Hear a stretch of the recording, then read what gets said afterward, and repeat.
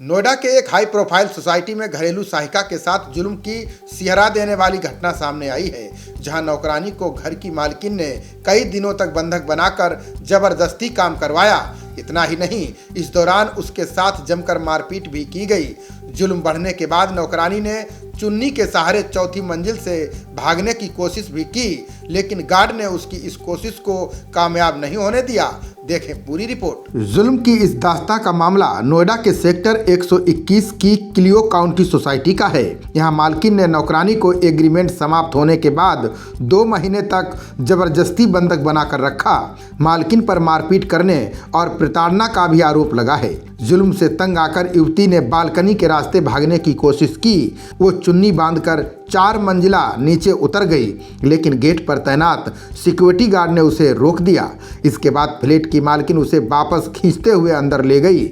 इस बीच किसी ने नौकरानी के पिता को फोन कर बेटी के साथ कुछ अनहोनी होने की जानकारी दी। सोसाइटी के गेट पर पहुंचे परिजनों ने डायल 112 पर फोन कर पुलिस को घटना की जानकारी देते हुए मदद की गुहार लगाई। इसके बाद मौके पर पहुंची पुलिस ने युवती को फ्लैट से बाहर निकाला और थाने ले आई। जिस महिला पर नौकरानी से मारपीट और बंधक बनाने का आरोप लगा है, वो पेशे से वकील बताई जा रही है। पुलिस ने युवती के पिता की शिकायत पर मालकिन के खिलाफ अलग अलग धाराओं में केस दर्ज कर लिया है। अनीता जब थाने पर पहुंची तो उसने पुलिस और परिवारजनों को चोट के निशान दिखाए।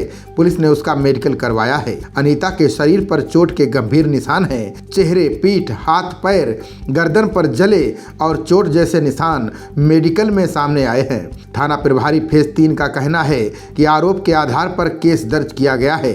मेडिकल की जांच रिपोर्ट आने के बाद कार्रवाई आगे बढ़ाई जाएगी। पुलिस ने बताया कि अनीता का सोसाइटी के V1 टावर निवासी शेफाली कौल ने 6 महीने घरेलू काम करवाने के लिए एग्रीमेंट करवाया था।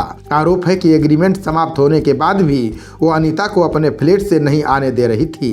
युवती के पिता पदम सिंह ने बताया कि वो गड़ी चौखंडी में किराए पर परिवार के साथ रहते हैं। शेफाली के यहाँ पहले उसकी बड़ी बेटी घर का काम करती थी। उसकी शादी हो गई तो उसने छोटी बेटी अनीता का एग्रीमेंट करवाया। ये एग्रीमेंट 14 अप्रैल को 31 अक्टूबर तक के लिए तैयार किया गया था, जिसके अनुसार हर महीने 13,000 रुपए की पगार देना तय हुआ था। पदम सिंह ने आरोप लगाया है कि जिस दिन से बेटी उनके घर गई, मालकिन ने उनसे मिलने तक नहीं दिया। फोन पर उसे दबाव में लेकर ये कहलवा देती थी कि सब ठीक है, अच्छे से रह रही है।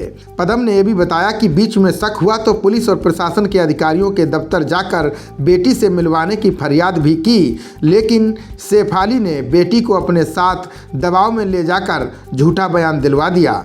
पदम ने कहा कि अगर गरीबी की मजबूरी ना होती तो मैं अपनी बेटी को भेजता ही नहीं। वहीं रेजिडेंस ने बताया कि सोसाइटी में काम करने वाली जो भी नौकरानी आती हैं, उनके आने जाने के लिए अलग गेट होता है। इसके अलावा आने और जाने के लिए एंट्री भी करनी पड़ती है। फ्लैट में रहने वाले लोगों की जानकारी सोसाइटी के माई गेट ऐप पर उपलब्ध करवानी होती है।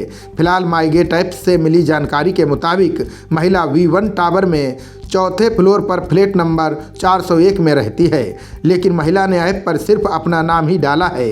किसी नौकरानी या घर के अन्य सदस्य का नाम नहीं डाला है। खबरों का सिलसिला जारी रहेगा। देखते रहिए जनप्रवाद। नमस्कार।